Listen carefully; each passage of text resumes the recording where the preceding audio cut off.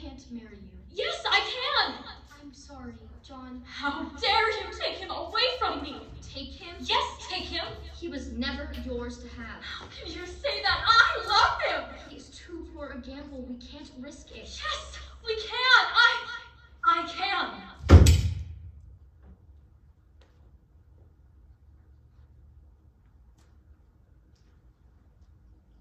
Will you marry me? You can't do this to me. Please don't make me do this. I can't. This is the most logical solution. He's not John. I will die without John. Yes, Charles. I will marry you. You are trying to kill me. I'm trying to save us. I will never forgive you for this. You don't have to. You can't hide me. Charles will see. John's engaged. John's engaged?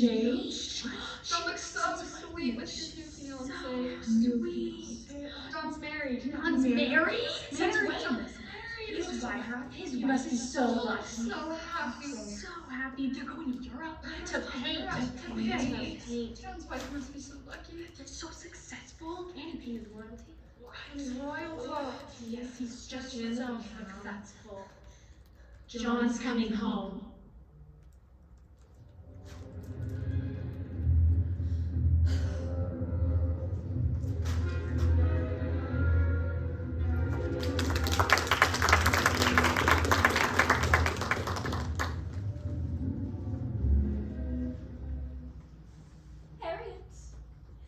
Harriet, my other self. My trained self. Yes. I want to talk to you.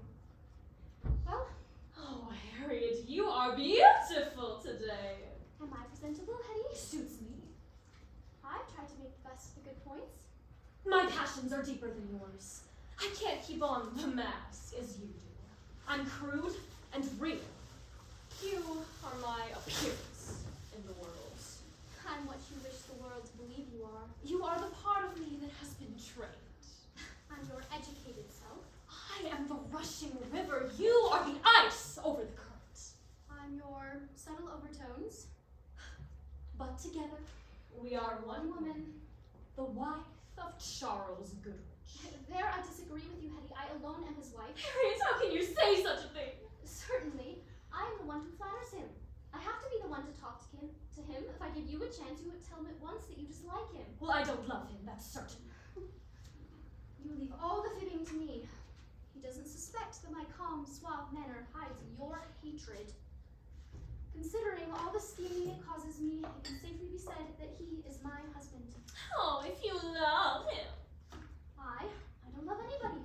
It isn't my business to have feelings. Then why need you object to calling him my husband? I reject your appropriation of a man, managed only through the cleverness of my artifice.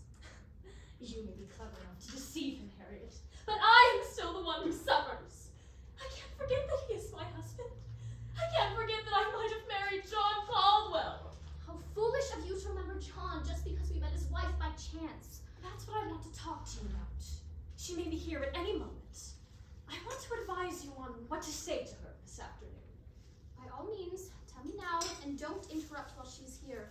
With the most annoying habit of talking to me when people are present, sometimes that's all I can do to keep my poise and appear not to be listening to you. Impress her. Hetty dear, is it not my custom to impress people? I hate her. I can't let her see that. I hate her because she married John. Only after you had refused him. Was it my fault that I refused him? Yes, blame me. It was your fault. You told me he was too poor and would never be able to do anything in painting. It was too poor a gamble at the time. It was much safer to accept Charles's money and position. And then John married Margaret within the year. Out of spite, Freckled, gawky-looking thing she was, too. Europe improved her. She was stunning the other morning. Make her jealous today. Shall I be haughty, or caustic, or cordial? Above all else, you must let her know that we are rich. Oh yes, I do that quite easily now. You must put it on a bit. Never fear. Tell her I love my husband. My husband. Are you going to quarrel with me? No, I have no desire to quarrel with you. It's much too uncomfortable, and I couldn't get away from you if I tried. You were a stupid fool to make me refuse John. I will never forgive you, never! Don't excite me. I will be no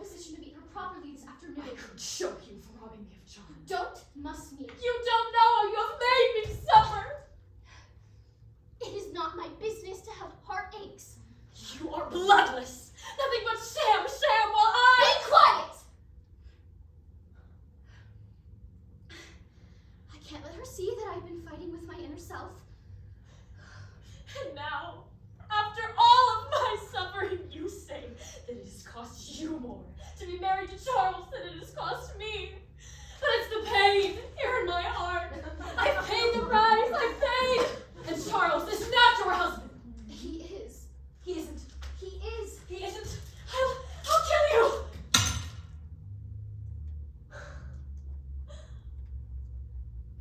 Don't. Don't. You're stronger than I. Say he's mine.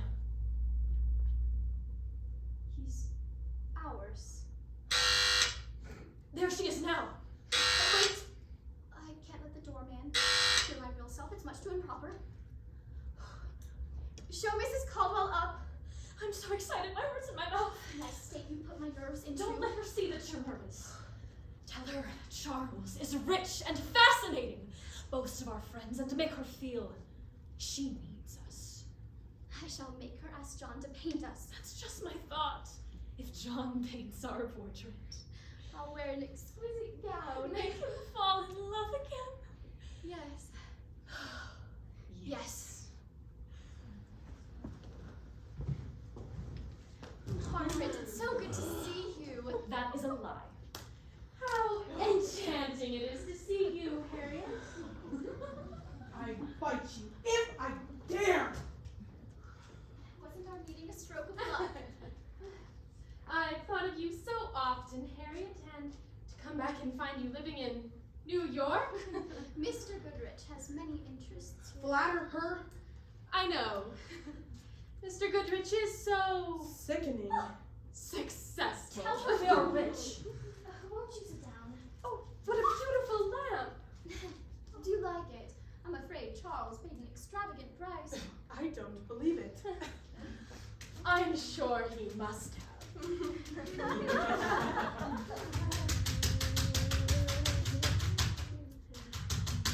How well? Oh. You're looking Margaret. Yes, you're not. There are circles under your eyes. I haven't eaten since breakfast, and I'm hungry. How well you are looking too. You have hard lines about your lips.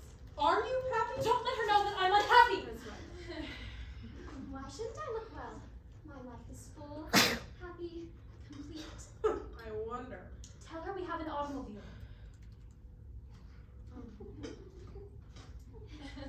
My life is complete too. My heart is torn with sorrow. My husband cannot make a living, and he will kill himself if he does not get an order for a painting.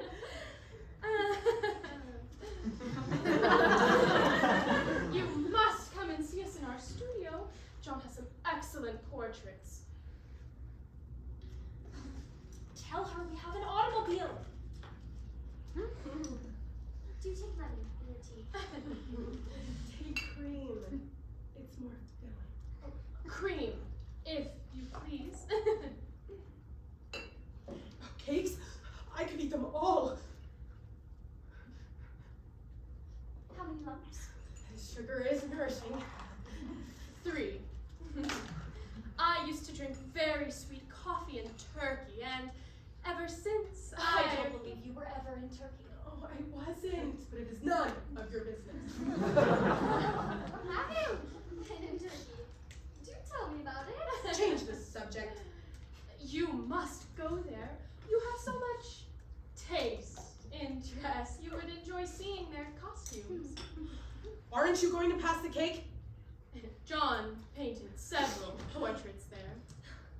Why don't you stop her bragging and tell her we have an automobile?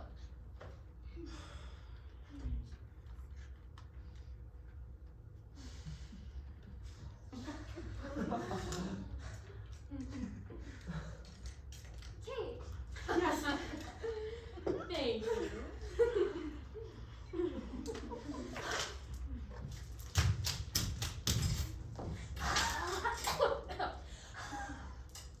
A-U-T automobile! What? Follow up the costumes with the suggestion that she would make a good model for John. Is it too early to begin getting what you came for? Mhm. What delicious cake. Chance for the auto. It is good cake, isn't it? Beep, beep, beep, beep, beep, Always beep, great when beep, you beep, can find it at beep, Harper's. beep, beep, beep, beep, beep, beep. I got it, my automobile! Oh. 15 minutes this morning. Sorry, waiting for my chauffeur to get it. Make her order a portrait. Well, if you were at Harper's, then you must have noticed the new gowns at Henderson's. Yes, even my chauffeur notices them. Make her order a portrait. I notice gowns now with an artist's eye, as John does. The one you have on, my dear, is very paintable. Don't let her see that you're anxious to be painted. This is just a little model. Oh, Don't seem anxious to get the order. perhaps it isn't the gown itself that pleases the eye, but rather the way you wear it. Some people can wear anything with grace. Yes, I'm very graceful. You flatter me, my dear. Oh. On the contrary, Harriet, I have an intense admiration for you. I remember how beautiful you were as a girl. In fact, I was quite jealous when John was paying you so much attention. She is gloating because we lost him. Those were childhood days in a country town. She's trying to make you feel as if John was only a country boy. Most great men have come from the country. There is a fair chance that John's name will be added to the list. I know it. And I am bitterly jealous of you. Undoubtedly, he was much of a success to you, Margaret, dear. Your experience, economy, and ability to endure hardship. Those first few years in Paris must have been a struggle. She's sneering at your poverty. Yes, life was difficult at first. Not the luxurious start a girl has who marries well. Deny that you married Charles for his money. But John and I are so congenial in our tastes that we are impervious to hardship or unhappiness. Do you love each other? Is it really true? Did you have all the romance of starving for his art? She's taunting you. Get even with her. Not for long. Prince Rear soon discovered John's genius and introduced him royally to wealthy Parisians who gave him many orders. Are you telling the truth or are you lying? If he had so many opportunities, you must have had great inducements to come back to the States. Oh. We did, but not the kind you think. John soon became the rage among Americans traveling in France, and they simply insisted upon his coming here. Who is he going to paint here? Oh, what names dare I make up? Just at present, a Miss Dorothy Ainsworth of Oregon is posing. You may not know the name, but she is the daughter of a A wealthy miner! miner who found gold in Alaska. I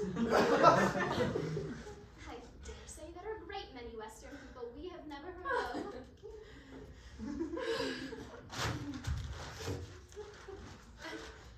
You must have found the social life in New York very interesting, Harriet, after the simplicity of our hometown.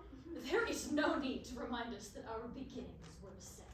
Of course, Charles's family made everything delightful for me. They are so well connected. Flatter her? I heard it mentioned that you've made yourself very popular. Somebody said you were Arrogant. clever. Who told you that? Nobody! Oh, confidences should be Suspected. respected. Oh. They said too that you are gaining some reputation as a creative art. I make no pretenses. Are you and Mr. Goodrich interested in the same thing? No. Yes, of course. Charles and I are inseparable. I wonder.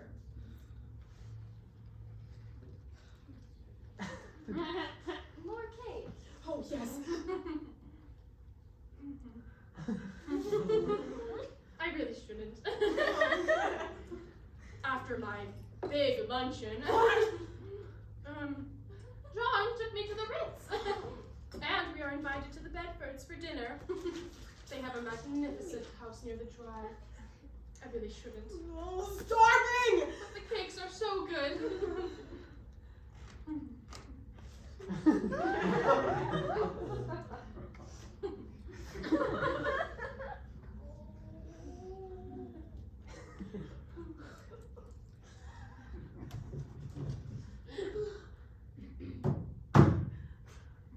More tea, please.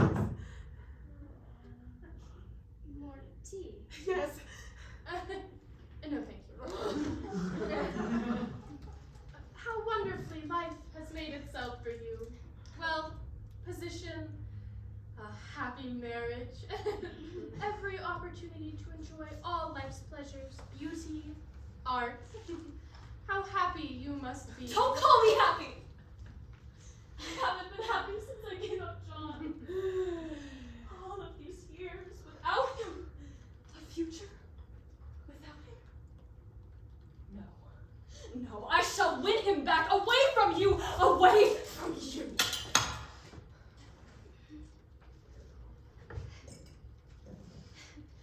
I sometimes think it is unfair for anyone to be as happy as I am. Charles and I are just as much in love as the day we were married.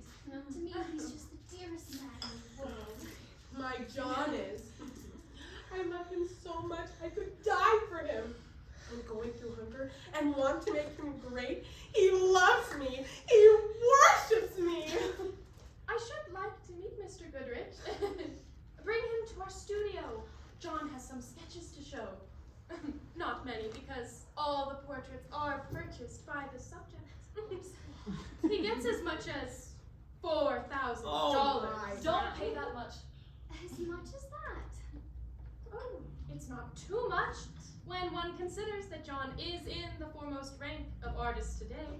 A picture painted by him will double, triple in value. It's all a lie. He's growing weak with despair. Does he paint all day long? No, he draws advertisements for our bread. When you and your husband come to see us, telephone first. Yes, so he can get the advertisements out of the way. Otherwise, you might arrive while he has a sitter, and John refuses to let me disturb him then. Make her ask for the order.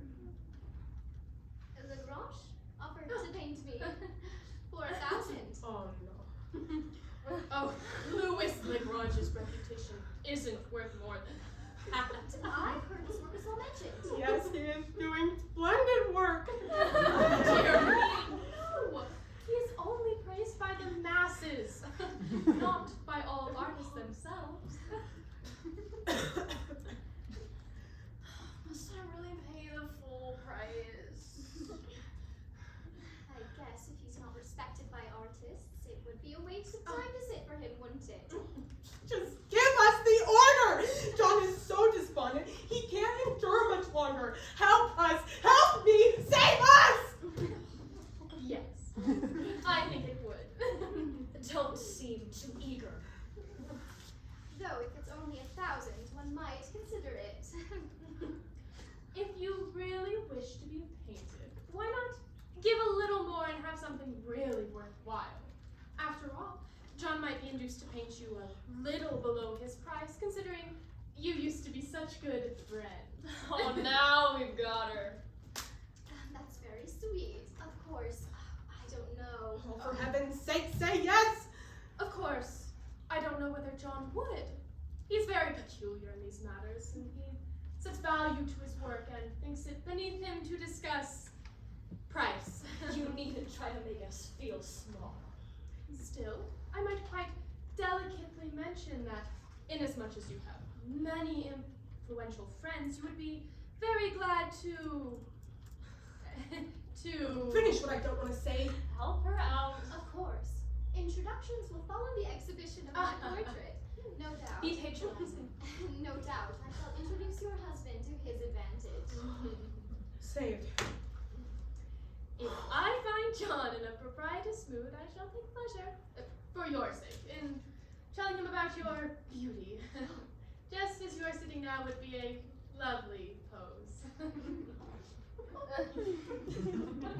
We can go now. Don't let her think she's doing us a favor. It will give me pleasure to add my name to your husband's list of patronesses. Run home and tell John the good news. I little guessed, Harriet, when I came for a pleasant chat about old times that it would develop into business arrangements. I have no idea, Harriet, that you had any intention of being painted by the branch too. Well, I came just in time to rescue you. You managed the order very neatly. She doesn't suspect you wanted it. Run home and tell John. Hurry! Hurry! Now, if I'm not satisfied with my portrait, I shall blame you, Margaret dear, who are relying on your opinions of John's talents. She doesn't suspect what you came for. Run home and tell John! But you always have brilliant minds.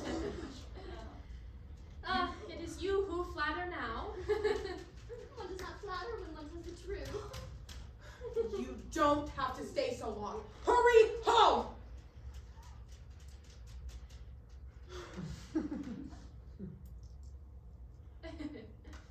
I really must be going, or you have me completely under your spell.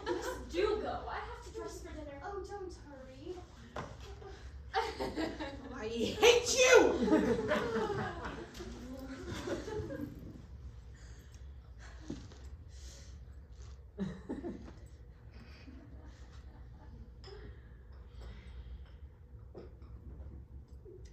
No, I really must. I hope we shall see each other often at the studio. I find you so Aggravating! stimulating. I hate you! It is indeed gratifying to find a kindred spirit. I came for your gold. How delightful it is to know you again. I am going to make you and your husband suffer!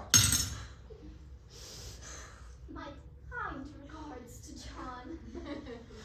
He has forgotten all about you. He will be so happy to receive them. I can hardly wait to talk to him again. I shall wait then until you send me word. Oh, I shall speak to John about it as soon as I can and tell you when to come. I love him! He's starving! I love him! I'm starving! I am going to take him away from you! I want your money and your influence. I'm going to rob you! Rob you!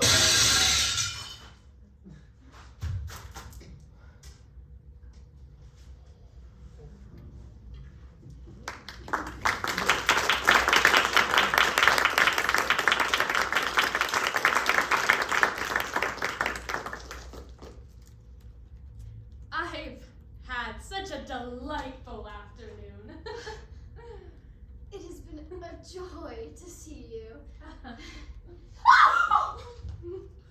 Harriet!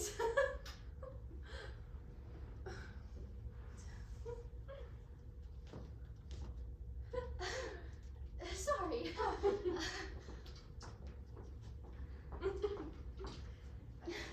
Goodbye. Goodbye, my dear.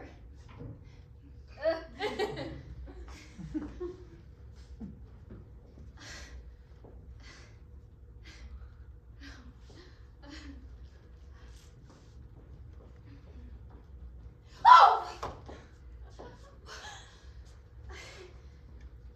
How? Harriet, my other self, my trained self. Stop that.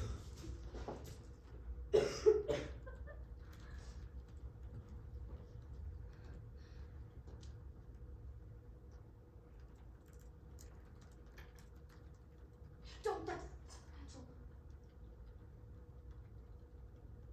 So is this?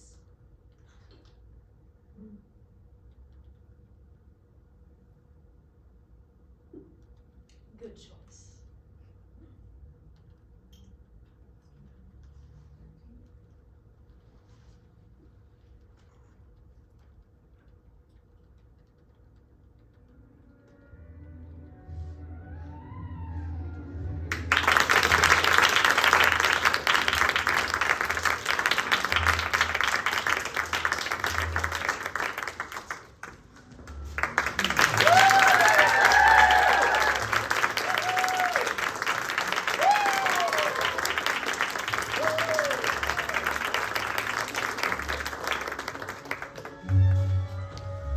right, hello friends. My name is Andrew Walker. I was the dramaturg for this production. If you have questions on what that is, please chat with me after, because I would love to chat about that. So we're just gonna have a brief talk back now, but before we get that started, let's give one more round of applause for our amazing director, Savannah Johnson.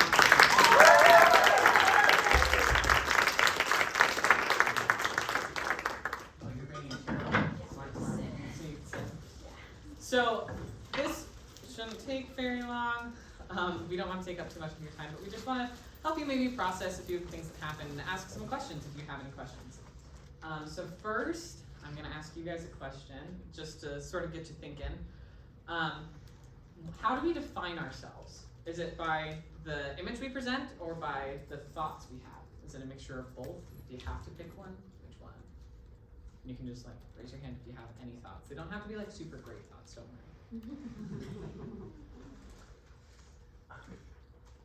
Let that sit for a second.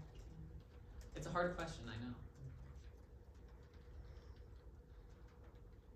Thoughts produce action. What? Thoughts produce your act. Thoughts do produce your actions. So would you say that then your thoughts end up defining who you are? Eventually. Eventually. Okay. I saw a hand back there. Yeah, I think that it's more about thoughts because, you know, we always talk about how like, oh, nobody really knows the full you because you have different variations of yourself. So if it was about how you present yourself, then you would have like a million different versions of yourself. Yeah. It's true. Any other? Oh, yes. Yeah, of course. Yeah, it's actually funny. I was literally thinking about this earlier today. Like, jokes aside, like there's like that part in like the beginning of the New Testament where it's just like it's one thing to give to the poor, but it's another thing to give to the poor just because you want to look good, right? Mm-hmm. Right? And I think that principle really applies here. It's like, okay, do you want the painting so you can help her, or do you want the painting so you can steal her husband? Right? And it's like it's not about the action; it's about the intent behind the action. I just think that's really interesting. Absolutely. So it seems like sort of our consensus that we're coming to is that the thoughts we have are maybe more who we are than the image we present. Great thoughts. You can keep pondering about that. But now we're going to open it up to a few questions that you guys might have for some of our actors, our amazing director. This is a directing project, so let's try and stay a little more focused on maybe some of the directing rather than, you know, the writing because, and fun fact, this play is like over 100 years old. So we can't really ask the playwright about anything. But you can ask the director or about the process. So do we have any questions that we'd like to ask? Yes? So for these projects, you have to trim them down, right? Is there anything that was particularly like difficult for you to take out or that you wish you could have kept but didn't fit in? We didn't have to trim this one. Oh, you did? It's already a Okay. one act. We had to add a few things. So the beginning sequence and ending sequence are directing choices. Cool. So, and Savannah did an amazing job. Yes. So then I guess my question on that is, what made you choose, or like, how did you come up with the beginning and the end, since it wasn't written in? Thankfully within the, like, cause this is a class, right? So within the class, I got a lot of feedback from my peers about what exactly happens in the ending with Harry and Hetty. So thanks to the feedback, I was able to sit down and be like, I don't know, cause that's a very unclear story right now, and we were able to define that a little bit better, as well as the beginning. They're fighting over two men that aren't ever on the stage. So defining what happened and where that relationship started and how we got here was an important piece of the puzzle that we don't get in the like actual written script. So a little bit of like setup and closing is where it came from. Great question. Thank you. Any other questions?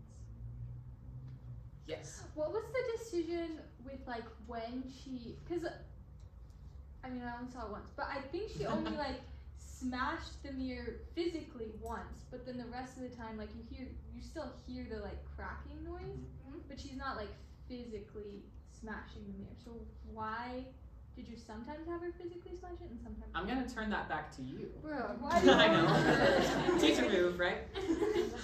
You're preparing to be in the theater. No. You should know this. So, why do you think, like, what's the impact of physically trying to smash the mirror and maybe doing it from a little further away or just doing it with intentions? I think sometimes it was an emotional smashing. But because I only saw it once, my question is like, why emotional smash sometimes and then physical smash only for the first one? Technically, it's the first one. Well, the first one's the pound on this, and then there's smashing that, Okay, the second. and then there's more that are over there. So there's some that are physically prompted, some that are emotionally prompted. But do you have thoughts that you want to share? You don't have to share all your thoughts on it. I'm sure Hetty has. Do you have thoughts you want to share? Yeah. I don't know. There's a lot of ways to get what you want. I think it's mostly just about what's easiest for you at the time. Like, it's not practical for her to keep getting up and running at the mirror half the time. She's gotta use what she's got. Yeah. And going off of that, if Hetty notices that she doesn't have to be at the mirror to get it to crack, then that's a whole bunch of effort that she doesn't need to be spending getting over to the mirror every time. So, good question though. Yes. Was it intentional for it to feel like a work of pose? Like Like Edgar Allan Poe? Did she disappear? I'm trying to turn on the air because it's. Oh. There it is. I just turned around and you weren't there. Sorry. It was very funny because you just asked a question about Edgar Allan Poe and I was like, this is like horror. Sorry. One more time, Jacob. It feels like with the monkey's paw just before this and Telltale Heart last semester. It feels very tribute to Poe-esque. Is that intentional or was it just ended up like that? No, but that's really cool that that's what you got from it. He's amazing. So it sounds like Edgar Allan Poe. Yeah, so this play is written by Alice Gerstenberg. It's a female playwright and then 4 females cast. And it was written in the 1910s, and so it's, once again, really old. But there's lots of comedy and I think some horror that we maybe added in a little bit. But, so I don't think it was super intentional that there's Poe things, but if that's what you pulled out, great, good on you. All right, do we have any? Yes. One more. So obviously the ending was a director's choice. So what made you choose the natural man over, like, how did you choose who won that battle? I don't know that anybody necessarily won, and you guys can speak to that a little bit more, so much as Harriet snapped. In my head, it was very much an embodiment of like a multiple personality disorder situation, and the both of them are now at the table fighting over control of the physical being. So, yeah, the very. And you can decide who you think wins Yeah. at any given moment, because there's a push and pull. And it also, if you saw this as something that wasn't necessarily multiple personality, that's not incorrect. There's multiple interpretations of art, but that can be one way to look at that for sure. So, all right. Sure, we have time for maybe another question. Are there any other questions? Yes.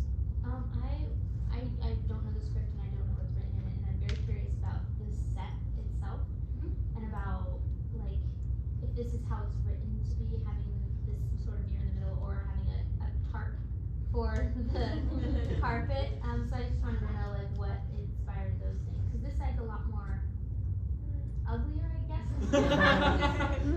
Well, I think that's intentional, and I'm curious if like you wanted to maybe make this side of a person feel uglier or something. I don't know. I just questions about that.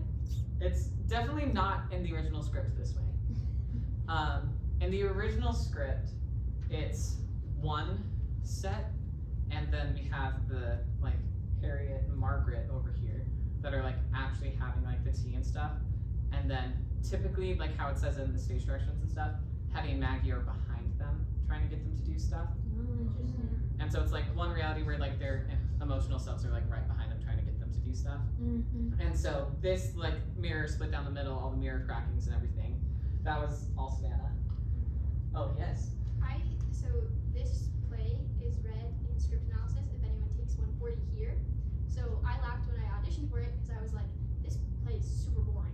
Like, I was like, that's like kind of really boring. And there's nothing about a mirror. So every time we do any cracks or any of the things or all of the set pieces, all of those decisions were not in the script. And it was all like the directing choices, which is really fun because originally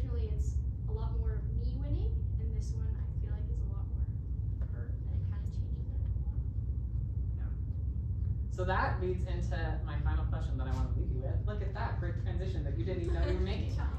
So it's not studied in script analysis anymore, but TMA 140 for many, many, many years. This script was either the midterm or final project, where you like looked at the script and you like, if for the midterm you worked with other people to create like concept design stuff, for the final you did it all by yourself. And so it's flipped back and forth several, like across many, many years. And it only was like cycled out just recently. So my final question for you guys is, why is this script like still popular today? Why is it still studied? It's not studied under script analysis, but it was until like just very recently. So what's the value of still keeping this script around today? Yes. I think one of the things that's so interesting is it was written like 100 years ago, but these like ideas of having this like hidden second self and like being someone you're not really, or like still very prominent and relevant today. Yeah. I remember when I took script analysis, we modernized our version of the script and we made it like social media based. And so we had like social media frames, like Darren Hansen inspired, let's be honest. And so like that was how I was interpreting the script when I first saw it. And then I came and Savannah had this amazing concept and I was like, oh my gosh, there's so much to take out from it and it's so funny. So there's lots of different ways that we can look at that, but I agree, I think it is very applicable. So in the interest of time, we're gonna be done with our talk right now. But if you have more questions, if you want to know more about the process, on the program there's a QR code that you can scan that takes you to a website that tells you a little bit more about the process, some TikToks we made that were super fun, and a whole bunch of other things. So if you want to interact with that, we also have a lobby display that you can interact with out there. And let's just give one more round of applause for Savannah.